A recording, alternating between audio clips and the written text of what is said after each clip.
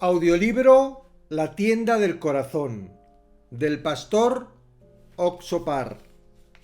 Capítulo 6. Solo quiero tocar la mano de mi hijo. Muchos pensamientos surgen en el corazón de la gente. A lo largo del día los pensamientos vienen y se van. Algunos permanecen antes que la persona pueda detenerse a reflexionar. Algunos pensamientos perduran permitiendo que la persona reflexione un poco más. Otros permanecen en el corazón mucho tiempo. Otros posiblemente nunca desaparecen. Las tortugas marinas viven en el mar, pero depositan sus huevecillos en la playa. Es un misterio cómo estas tortugas recién nacidas saben que deben ir al mar, pero lo hacen. Sin embargo, en su camino al agua, muchas de ellas mueren. Animales que las observan cuando rompen el cascabel acuden a comérselas. En el transcurso, las tortugas bebé caen presas de pájaros, por ejemplo. En el proceso, estas tortuguitas continúan su camino al agua del mar y posiblemente logran zambullirse a rastras. El hecho de que logren llegar al mar no garantiza que todas sobrevivan. Aún así, numerosas criaturas las amenazan. Se dice que solamente una de cada 100 tortugas sobrevive hasta la adultez. Algunas tortugas marinas son capturadas cuando son apenas bebés, mientras que otras mueren un paso de la madurez. La única tortuga sobreviviente logra depositar sus huevecillos e incubarlos. Este ciclo la permite a la tortuga marina seguir existiendo. Si cada una de las tortugas incubadas sobreviviera, los mares se sobrepoblarían con rapidez y el ecosistema se destruiría. Muchos pensamientos nacen en su corazón de la misma forma en que las tortugas marinas se incuban en la playa. Algunos pensamientos nacen y mueren con rapidez. Otros merodean un tiempo y luego desaparecen. Algunos pensamientos sin importancia desaparecen con rapidez y ni siquiera podemos recordarlos. Algunos permanecen en nosotros un tiempo, incluso después de mucho se desintegran. Aún si muere intentando, tengo que hacer mucho dinero. Debo vengarme. Debo convertirme en un gran jugador de fútbol. Este tipo de pensamientos nos inunda y permanecen en el corazón un tiempo. La voluntad de la gente no es tan fuerte. Prácticamente no hay persona alguna que no haya pensado en volverse rica, pero hay mucha gente que vive en la pobreza. Cuando la gente es joven tiene grandes sueños. Cuando están en la primaria dicen que quieren convertirse en presidente. Cuando entran a la secundaria quieren convertirse en jugadores de fútbol o en estrellas de cine. Para cuando se gradúan de la preparatoria, sus sueños ya han cambiado. Cuando acaban la universidad, sus corazones han cambiado y simplemente desean tener un buen trabajo. El corazón y los pensamientos de la gente frecuentemente cambian, pero algunos pensamientos casi nunca cambian. Estos pensamientos no nos pertenecen. Surgen en nuestro interior, pero el origen es una fuerza que no es nuestra. En un bosque, jóvenes vástagos de pinos comienzan a crecer al lado de gruesos y grandes pinos que han permanecido de pie décadas o incluso un siglo. De igual forma, hay corazones que crecen fuertes en nuestro interior y corazones que han permanecido de pie por años. De otros solo queda un pequeño tronco, como si los hubiera cortado. Esto significa que en nuestro corazón ya se han formado numerosos mundos de pensamientos. Uno de estos tiene un poder del que poco sabemos, que nos envuelve y nos arrastra en una dirección que posiblemente no deseemos seguir. Conozco una persona que peleó en la guerra de Vietnam, quien sufrió una experiencia traumática. Fue testigo del asesinato de un colega suyo en una cafetería y al no poder deshacerse del sufrimiento, salió corriendo pistola en mano. Pese a que años más tarde regresó a Corea, no podía superar el sufrimiento que padecía por la conmoción de lo que había atestiguado. Siempre que abría los ojos pensaba en esa persona. Deseaba borrar esas imágenes de violencia de su cabeza y para ello rompía cosas como los aparadores de la tienda, golpeaba a la gente y se involucraba en peleas. Al no encontrar la manera de borrar las imágenes, se tiró al alcohol, pero solo podía olvidar todo cuando se emborrachaba. Solamente ebrio conseguía ser una persona normal. Sin embargo, cuando estaba sobrio se sentía atrapado en su dolor y se tornaba violento. Aunque no quería ser así, se dejaba arrastrar porque no lograba superar el poderoso pensamiento que lo guiaba porque era más fuerte que él. Al principio, la gente consigue vivir con sus pensamientos, pero con el paso del tiempo, muchos se dejan arrastrar por ideas extrañas. Hacen cosas que la gente normal no puede entender y cometen crímenes inimaginables. Por el contrario, las personas que saben cómo pensar cuestionan los pensamientos que difieren de su propia voluntad. ¿De dónde proviene este pensamiento? No quiero hacer esto. ¿Por qué se dirige mi pensamiento en esta dirección? Y comienzan a ejercer el discernimiento. En la historia del viñador del que hablé en el capítulo 2, el viñador definitivamente tenía la intención de ser bueno con el dueño de la viña, quien había derramado su gracia en él. Gracias al dueño gozaba de salud, la enfermedad de su hijo había desaparecido, vestía buenas prendas y comía delicioso. Deseaba tanto recompensar la generosidad del dueño, pero cuando vio al siervo que aquel había enviado, un corazón duro y cruel surgió dentro de él. No había nada por qué enojarse, pero se preguntó, ¿por qué de repente mandó a este siervo? Tiempo después golpeó a todos los siervos y los mató. Luego cobró un poco de conciencia y pensó, ¿por qué hice eso? ¿Por qué? Sentí mucho remordimiento.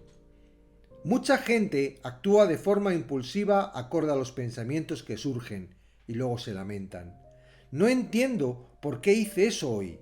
Mi amigo debió haberse sentido muy triste. Me ha ayudado siempre que tengo dificultades. ¿Por qué fui tan malo con él y por qué dije todas esas cosas que no debía haber dicho?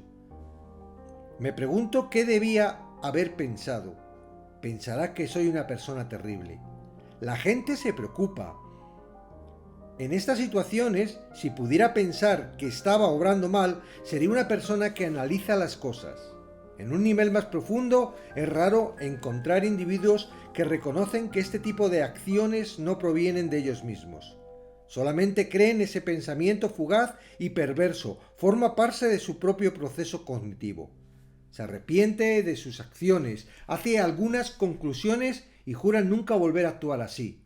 Algunas personas logran escapar, pero casi no hay quien crean que simplemente se dejan llevar por pensamientos equivocados. Si observas lo que sucede, puedes seguir la pista de cómo una persona cae en la oscuridad sin darse cuenta. Ese tipo de pensamientos provocó que el joven estudiante le pegara a su profesora y que otro estudiante se volviera adicta a los juegos de vídeo, sin importar cuánto se haya esforzado.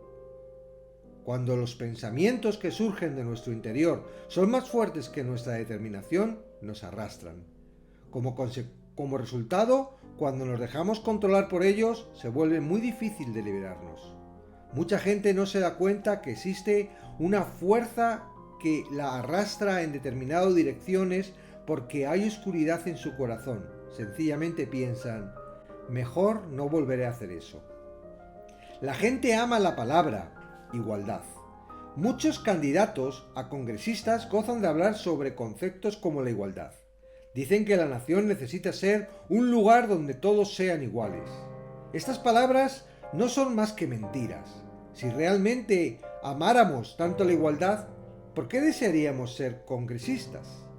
La gente no quiere ser igual a los demás. La gente quiere tener una posición superior y mejor a la de los demás. La gente quiere ser más capaz que otros. Por eso buscan profesiones como congresistas, juez, médico y ministro. Toda persona quiere vivir mejor que el de al lado. Incluso quienes tienen muchos defectos piensan que poseen determinadas cualidades que son mejores que otras. Nunca quieren perderlas. La gente lucha por mantener y disfrutar cualquier don que creen poseer. Intentan preservar aquello de lo que se enorgullecen. Es por eso que escuchamos a la gente decir: no importa cuán pobre sea, debo usar tenis Nike. No importa cuán feliz sea mi vida, no puedo deshacerme de mi música clásica. No quiero quedarme atrás en cuanto a moda. No importa cuán difícil sean las cosas, debo ir al salón de belleza por lo menos 2 veces a la semana. La gente lo llama el mayor orgullo. Ponen su orgullo en juego, confían en él y viven satisfechos así. La mayoría de la gente vive gozando de lo único que queda de su grandeza. Una cosa que me caracteriza es que tengo ojos bonitos. Al menos mi piel es muy blanca. Aunque soy muy guapa, no soy muy guapa, tengo mi propia belleza interior. La gente tiene su propia grandeza. En cuanto a casi todo lo demás, pueden renunciar y doblegarse, pero cuando poseen cierta cualidad o habilidad que alimenta su orgullo, otros les hablan que a esto deberías dedicar tu vida, y cuando fracasan, pierden el deseo de vivir. Un pastor a quien conozco bien nació en una pequeña isla en la provincia de Jeonnamdo. Ahí creció. Nada especial sucedía en su isla, por lo que la vida diaria era bastante aburrida. Este pastor siempre estaba trabajando en los mismos campos, las mismas granjas, y regresaba a casa al caer la noche. Durante sus años escolares había muchas cosas que quería hacer, pero todos los días se sentía sumamente aburrido. Un buen día hizo algo con sus amigos. En la isla se plantaban ajo al comenzar el verano, pues después de sembrarlo, enseguida se plantaba arroz. Así pues, la gente permanecía bastante ocupada. Tras arrancar los ajos, no había tiempo suficiente como para llevarlos a casa, por lo que la gente los dejaban apilados en la calle. Junto con sus amigos, el pastor robó algunos ajos. Deseaba venderlos y beber alcohol con sus amigos. Una noche, y él y sus amigos tomaron un carrito, lo llenaron de ajos hasta el borde y lo vendieron en Mokpo. Con el dinero que consiguieron de los ajos robados, ayudó a sus amigos necesitados y también compró algunas bebidas. Sin embargo, poco después, el dueño de ajo notificó todo a la policía. En consecuencia, 4 sujetos, incluido él, fueron llevados a la estación de policía de la región. Mientras los investigaban en la estación, pensó: como robamos, nos castigarán de alguna forma. Mejor le diré a la policía que fui yo quien hizo todo. Al menos mis amigos saldrán libres. Les dijo a sus amigos que les dijera a la policía que él era el único que había hecho todo. Confesó que había sido el único culpable, dado que los relatos de los 4 sospechosos coincidían. Los oficiales sacaron a los otros 3 jóvenes y a él lo acusaron. Pasó unos cuantos meses en prisión y una vez liberado se embarcó de nuevo a la isla. Abandonó el pueblo y volvió a entrar en el pueblo. Como era verano, había un gran carpa en la entrada. Los ancianos de la villa estaban sentados alrededor y se sintió muy avergonzado de regresar de la cárcel por hurtar los ajos. No pudo pasar cerca ni entrar. Vaciló un buen rato hasta que bajó la cabeza y caminó hacia ellos. De pronto, el jefe de aquella provincia llamó su atención gritando: ¡Miren! ¿Quién regresó? ¡Acércate! Como el jefe de la provincia lo había llamado, no tenía opción más que caminar hacia él. Ahí mismo le mostró su aprobación y comentó: ciertamente eres un gran hombre de esta isla. En el futuro serás un gran hombre. No tenía ni idea de lo que el jefe del pueblo le decía eso. Más tarde se dio cuenta de que todos estaban orgullosos de él por haber asumido todo el castigo de los delitos que sus amigos habían cometido y cumplido toda la sentencia por ellos. Esas palabras del jefe fueron suficientes para exaltar su orgullo. Serás un gran hombre. Este tipo de palabras nunca se olvida y se incrustan profundamente en el corazón. De ahí en adelante, el pastor siempre pensó que sería un gran hombre, pero sin importar desde qué perspectiva lo viera, realmente parecía que no tenía oportunidad alguna de convertirse en una gran persona en esa pequeña isla. Pensó: ¿cómo podría convertirme en una gran persona viviendo en un lugar tan pequeño? Entonces decidió abandonar la isla y se fue a Seúl. Al llegar a Seúl había gente grande e inteligente. Pensó que se convertiría en una gran persona, pero no había estudiado mucho. Se graduó de la preparatoria en el campo y había realizado algunos oficios serviles antes de venir a Seúl. No había lugar donde pudiera trabajar, dado que en las grandes empresas no lo contrataban. Consiguió algunos trabajos ocasionales en restaurantes y bares. Pese a que en pocas ocasiones lograba salir adelante, seguía pensando que se convertiría en un gran hombre. Siguió exaltando su estima. En una ocasión intentaron apuñalarlo. Sujetó el filo del puñal con sus manos. Aunque había sangre goteando de su mano, se asió con fuerza al filo del puñal del agresor. La otra persona se aterrorizó.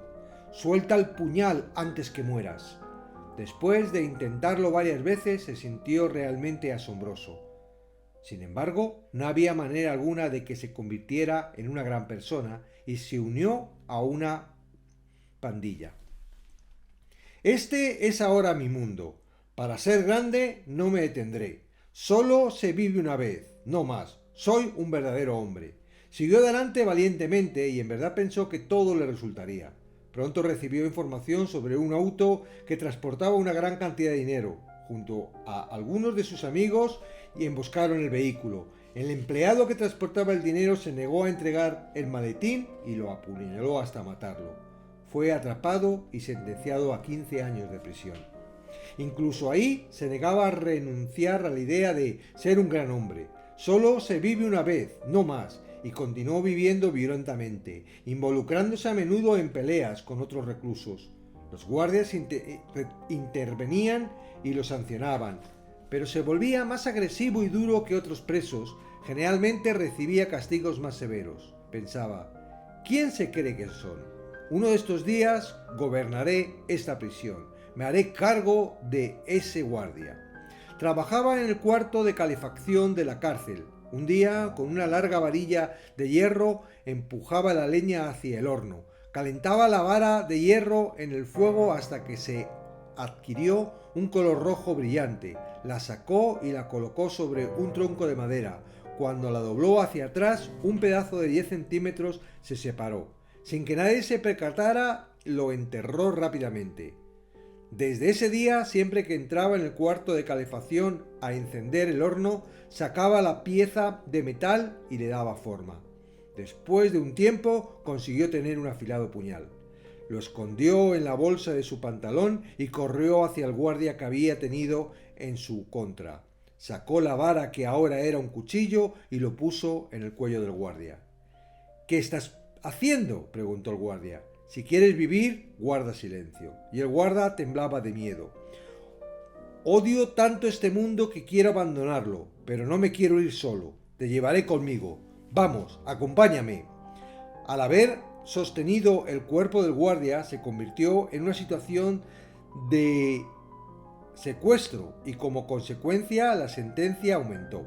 Tras repetir esto varias veces, ya hacía querido meter con él y por más que su castigo en la prisión aumentaba, no se doblegaba. Nadie podía controlarlo. Esta persona no alimentaba sus sueños, no era educada y era bastante ignorante sobre muchas cosas, pero en su corazón ya se había convertido en una gran persona. Quizás no sabía nada, pero odiaba tener que quedarse y doblegarse. Su lema era: «Solo se vive una vez y no más. Mi vida no será miserable ni insignificante. Soy un verdadero hombre». Los padres del pastor eran también educados y gente buena. Su padre podía controlar sus deseos de ver a su hijo, pero su madre lo extrañaba tanto que no podía soportarlo. Aunque anciana y débil, se embarcó en el transbordador que va de la isla a la región para visitar a su hijo. Una vez en tierra, se trasladó hasta Seúl para encontrar la prisión, pero cuando llegó no le permitieron pasar a verlo. Los reclusos se clasifican por grandes grados de 1 al 4. Los de grado 1 tienen permitido recibir visitas diarias y los de grado 2 una vez por semana. Los de grado 3 pueden recibir visita una vez por mes, mientras que los de grado 4 no pueden tener visitas en absoluto. Como el pastor era grado 4, no podía ver nadie del exterior. Para esta mujer, su hijo no estaba muerto, estaba vivo y deseaba verlo. Cuando no se lo permitieron, se sintió realmente consternada. Al tomar el tren de vuelta a casa, se sintió desconsolada. Lloró amargamente al salir de la prisión. Aunque sabía que no le permitieran visitar a su hijo, acudió a la prisión varias veces en vano y simplemente regresaba a casa. Para convertirse en madre, una mujer no tiene que ser inteligente ni educada. Tampoco tiene que ser bonita. Esas cualidades no te convierten en madre. Cuando una mujer concibe, deja que el bebé crezca en su vientre durante 9 meses y luego pone su vida en juego para dar a luz, se prepara para convertirse en su madre.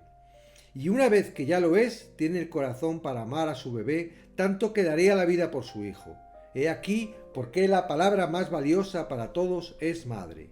Dado que la señora ya no podía soportar no poder ver a su hijo, acudió al director de la prisión y le dijo: quiero ver la cara de mi hijo una sola vez. ¿Qué clase de ley ni siquiera le permite a una madre ver el rostro de su hijo? Comenzó a golpear el suelo, llorar y gritar: ¡malvados! Entiendo que mi hijo haya cometido un delito, pero yo no. Solo quiero ver la cara de mi hijo una vez más. Es el hijo al que di a luz. ¿Por qué no me dejan verlo? Se apoderó de toda la oficina del director, llorando y sollozando, y el director estaba sorprendido.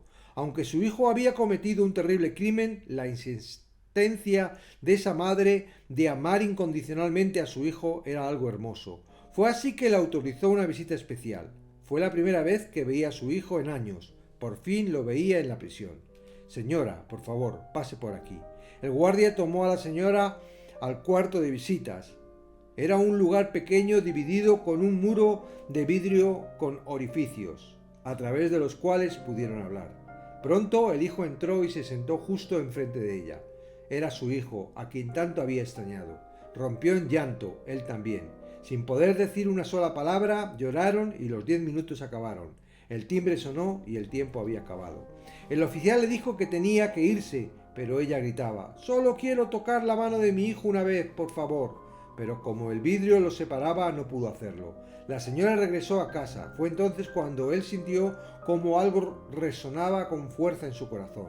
No estoy solo en el mundo, mi vida no gira alrededor de mí. Los gritos de su madre rogando que le permitieran tocar la mano de su hijo hicieron eco en sus oídos. Solía pensar todo el tiempo: soy un verdadero hombre, mi vida no será miserable. Pero ese corazón se desplomó justo antes ante el amor de su madre. Le he hecho algo terrible a mi madre. No pasó mucho tiempo cuando llegó un nuevo director, quien instauró una nueva política. Deseaba enseñar a los recursos a leer los caracteres chinos. Prometió a quienes obtuvieran el 100% de las respuestas correctas en 5 pruebas distintas de caracteres chinos que se guardarían una visita sin costo. Autorizaría que el presidiario y su familia se reunieran en el patio, extendiera un tapete bajo la sombra de los árboles y se sentaran a convivir. Incluso podrían disfrutar de una carne asada juntos. Cuando escuchó esto, pensó de inmediato en su madre. Si no cometo un solo error en 5 pruebas, mi madre podrá visitarme. Haré realmente su deseo para que podamos tomar de la mano. Quiero abrazar a mi madre. El simple hecho de pensarlo hizo que casi enloqueciera de emoción, pero cuando comenzó a estudiar no resultó fácil porque era su vida previa, no había estudiado para nada. Cuando hizo el primer examen obtuvo el 20%, sin embargo, sus terribles habilidades para aprender no impidieron que siguiera deseando con fuerza reunirse con su madre. Ok, no soy bueno para estudiar. Ahora bien, si los demás estudian 1 hora, yo estudiaré 2. Si los demás estudian 2 horas, yo estudiaré 4. Si los demás estudian 4 horas, yo estudiaré 8. Obtener el 100% de las respuestas correctas en las siguientes 5 pruebas de caracteres chinos se convirtió en el objetivo más importante de su vida. Estudiaba toda la noche en su celda, escribía, leía y memorizaba una y otra vez los caracteres. Pudo aumentar su calificación a 50%. Cuando se dio cuenta que había mejorado, pensó: puedo obtener el 100%. Comenzó a albergar esperanzas. La siguiente vez obtuvo el 80% y luego 90% y por último 100%. Y entonces pensó, sabía que podía lograrlo. Lo logré, obtuve un 100%. Se sentía extremadamente feliz. Era la primera vez en su vida que se alegraba con la calificación de un examen. Se emocionó ante la idea de reunirse con su madre en el patio de la cárcel. En la siguiente prueba volvió a obtener el 100%, lo que sumaba 2 pruebas excelentes.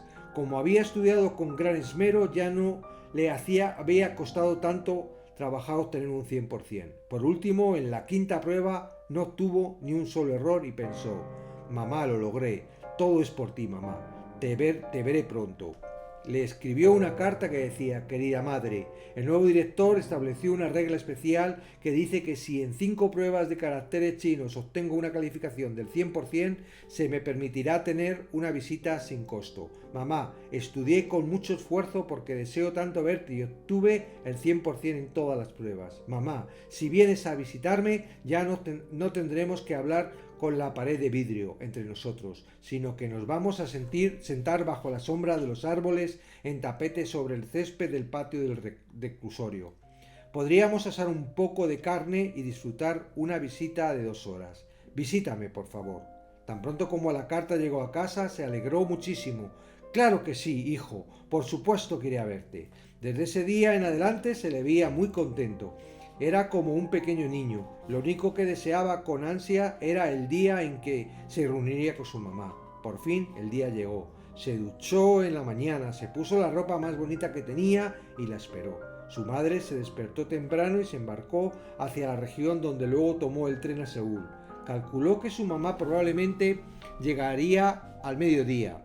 Ya era mediodía, pero aún no había indicios de su madre. Posiblemente se demoró. Es una mujer anciana. Pudo haber tomado el tren incorrecto. Dieron la 1 y su madre aún no llegaba. Por algún motivo comenzó a tener un mal pensamiento. Mamá, Mamá estaba muy emocionada. ¿Por qué no ha llegado? ¿Habrá pasado algo en casa? ¿Estará enferma? Me respondió que vendría. Hoy en día podemos llamar fácilmente con nuestros celulares, pero no en ese entonces. Su corazón se encogía más y más conforme transcurrían los minutos. A las 2 de la tarde aproximadamente un guardia lo llamó. Ven, necesito hablar contigo. No, mi madre dijo que vendría, estoy esperándola, llegará pronto. Hay algo que necesitamos decirte. ¿Qué sucedió? Solo será un minuto. Siguió al guardia a su cuarto y tomó asiento. El guardia abrió la boca diciendo, tu madre no vendrá. ¿Qué? ¿Por qué no? Obtuve el 100% en las 5 pruebas. ¿El director no lo autorizó? No, no es eso. Entonces, ¿por qué no puede venir? Mi madre dijo que por supuesto vendría. Se sintió tan molesto de que su mamá no llegaría que comenzó a gritarle al guardia. ¡Escúchame! Dígame qué sucede. Tu madre no vendrá hoy, ni mañana, ni ningún otro día. ¿Por qué? Tu madre esperaba ansiosa reunirse contigo. Trabajaba en el día y preparaba comida para ti en la noche. Casi no durmió. De hecho, hoy no durmió. Nada por preparar comida toda la noche. Muy temprano en la mañana se embarcó hacia la región. Escuché que estaba cansada pero muy feliz. Pero mientras venía para acá en el tren falleció de un paro cardíaco, pasando a la estación de Daejeon. Lo siento mucho, pero tu madre no vendrá. Un dolor indescriptible inundó su corazón. Quería abrazar a mi madre cuando llegara y tomar sus manos mientras duraba la visita. Oh, madre, habías deseado verme tanto tiempo, ni siquiera pude darte esa oportunidad. Por mi culpa mi madre murió, por mi culpa falleció. Mi primer crimen fue homicidio, mi segundo también, maté a mi madre. Una inmensa ola de tristeza y pesar lo inundó. Toda su vida se había jactado y enorgullecido de sí mismo. Ahora se arrepentía enormemente por haber vivido así. Solo porque deseaba ver a su patético hijo, viajó tantas veces de día y vuelta a esta prisión. Y aunque mi padre deseaba verme, no lograba expresarlo. Todo se lo guardó. En su lugar esperó el día que pudieran verme, pero nada me importaba. Me la pasaba pensando que era alguien espléndido. Me la pasé jactándome de mi vida. ¿Qué he sacado de todo esto? Además de vivir encarcelado y la muerte de mi madre, ¿qué he sacado de todo esto? Siempre había pensado que sería un gran hombre. Se decía a sí mismo, solo se vive una vez, no más. Soy un gran hombre. Y así fue como vivía sin miedo, confiado en sí mismo. Ahora este corazón comenzaba a desmoronarse. Todos quieren ser mejores que los demás y no dejan de alardear aunque las cosas no salgan como desean. Soy muy bueno tocando música clásica, soy bueno para los deportes. No importa cuán difícil sean las cosas hoy en día, debo ir al salón de belleza por lo menos 2 veces a la semana. Así es como la gente se apega a su orgullo con ese tipo de pensamientos, y eso lo enaltece. Viven exaltándose a sí mismo, pero cuando el amor propio se desborora, pareciera que el mundo se viene abajo. Siguen luchando por engrandecerse. Este pastor había vivido encerrado en solitario cautiverio mucho tiempo y enfrentando dificultades inimaginables, pero su corazón nunca se había quebrado. Si tan solo le hubieran dicho al guardia, lo siento, discúlpeme por favor, me portaré bien la próxima vez, ese guardia lo hubiera perdonado, pero en lugar dijo, ¿por qué habría de hacerte caso? Si mentí, si cometí un delito y estoy en prisión, pero no juegue con mi orgullo. Seré grande. Si tengo que morir, moriré, pero no seré un perdedor. Al decir esto, había rechazado la oportunidad de ser disculpado. Vivir así no solo lo afectaba a él, sino también le causaba mucho dolor a su madre y a su padre. Así había vivido toda su vida y había podido dejar de hacerlo, pero hasta que su mamá murió abrió los ojos para ver su interior. ¿De qué me ha servido presumir de mi supuesta grandeza? ¿En qué me ayuda pasar tanto tiempo en la cárcel? De hecho, ¿qué hay de grandioso en mí? Estoy en la cárcel, soy un pésimo hijo que hirió el corazón de su madre y de su padre, y como si eso no fuera suficiente, ocasioné que mi madre falleciera llena de aflicción. Solía pensar que era todo un hombre e inteligente, cuando en realidad me comporté como un tonto. Soy un estúpido. No podía dejar de llorar. Mamá, moriste por mi culpa. Pensaba que era grande e inteligente. Pensaba que era un verdadero hombre. Es mi culpa que hayas muerto así. No podía contener su tristeza y dolor. Poco después se topó con un libro que escribí. Después de leerlo se convirtió en hombre nuevo. Todo sucedió casi cuando cumplió su sentencia y estaba a punto de ser puesto en libertad. Papá, ¿cómo has estado? En los últimos 16 años. Tu pésimo hijo no ha hecho nada más que causar dolor a tu corazón. Tal día cumpliré mi sentencia y me pondré en libertad. Papá, ese día quiero visitarte y pedirte que me perdones por las cosas malas que he hecho y más por haber sido un mal hijo. También les escribió a sus amigos para informarle la fecha en la que sería libertado y decirles cuándo deseaba verlos. Contaba con los días de su liberación. Luego analizó qué sucedería después de que fuera puesto en libertad. Cuando salga, me inclinaré con humildad ante mi padre, me reuniré con mis amigos, beberé un poco con ellos y pasaremos el rato. Necesito trabajar para ganarme la vida. ¿Pero qué puedo hacer? Si no trabajo, volveré a caer en la oscuridad y si esto sucede, terminaré en la cárcel de nuevo. Eso es lo que vio constantemente en la prisión. Por más que fueran de distintas religiones y además reclusos de íntegra conducta, empeoraban al ser liberados. No volveré a poner mis pies en este lugar, pero con el tiempo terminaban detrás de las rejas otra vez. Algunos regresaban luego de un mes, otros luego de 3 meses. Solo era una cuestión de tiempo. Estos individuos no lograban liberarse de una vida de oscuridad. Pensaba que también terminaría regresando a la cárcel. Entonces analizó con detenimiento qué tendría que hacer para mantenerse alejado de la cárcel. Primero que nada, la gente que sale de prisión debe tener la firme convicción que nunca regresar.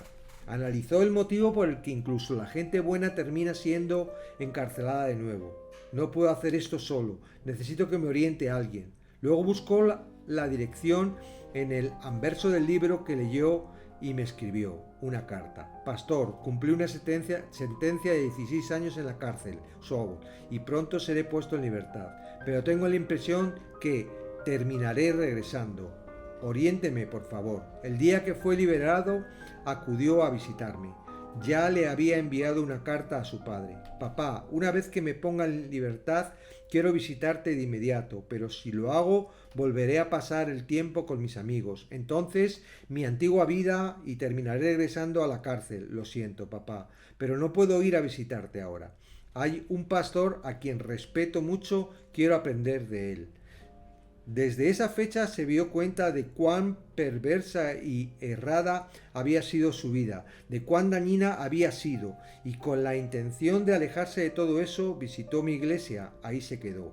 Aunque nadie le pedía hacerlo, se levantaba por la mañana y hacía la limpieza, preparaba agua con jabón y limpiaba los sanitarios y realizaba todo el trabajo sucio de la iglesia. Así pasaron 3 meses y luego 5, y todos los días se decía a sí mismo: no he vuelto a la cárcel, así sigo. Le producía mucha alegría poder afirmarlo. Un año después entró a la escuela teológica. Tras graduarse, conoció a su bella esposa y comenzaron una familia. Hoy en día es un pastor que visita reclusarios y da conferencias a reclusos sobre su miserable vida pasable y la felicidad que ha encontrado. No es suficiente tener la determinación de no regresar a la cárcel una vez que se gana la libertad.